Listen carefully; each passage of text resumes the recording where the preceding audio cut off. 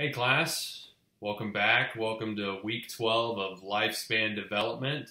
Moving right along. We're 3/4 of the way through the course. I cannot believe how fast it's flying by. It feels like yesterday I was sitting down to record the introductory video and we were all just beginning to get to meet each other. So anyways, let's go ahead and talk about week 12, what's going on, what's on our schedule for this week.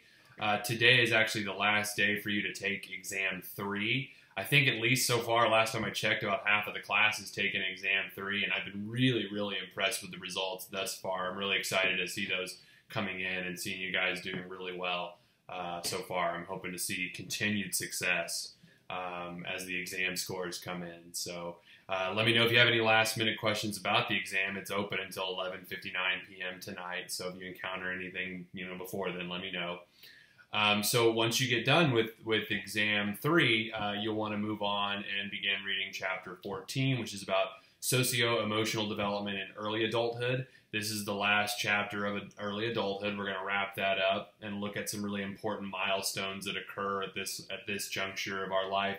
Things like child rearing, owning a home, getting married, things like that. Big responsibilities that for many of us are actually getting pushed later and later in life. Later into early adulthood. So anyways, go ahead and read chapter 14. Once you've done that, begin reading chapter 15, where we transition to our next developmental stage. We'll be looking at the physical and cognitive development that takes place in middle adulthood.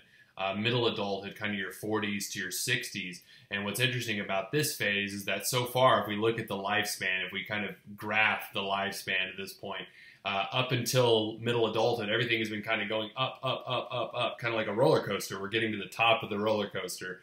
But with middle adulthood, we're going to start to see the decline, where physically and cognitively we're just not the same. We're starting to see declines in our physical and cognitive abilities in middle adulthood. So that'll be the focus for chapter 15. There is a discussion post that is currently active, and I believe it's over chapter 14.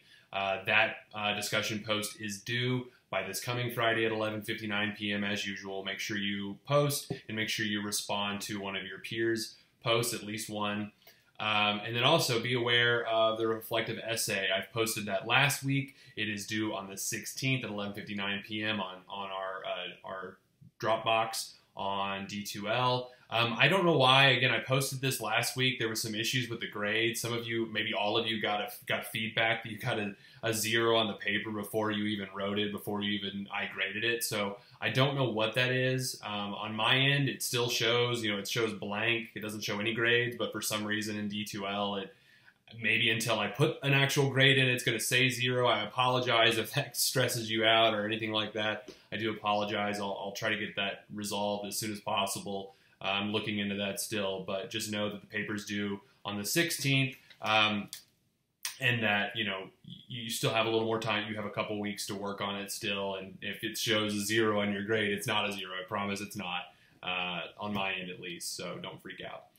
If you have any questions about that paper or about the discussion or the contents of chapter 14 and 15, please feel free to email me. Please feel free to post on D2L as well. It's a good place to get a hold of me. I check that daily, so either way works for me.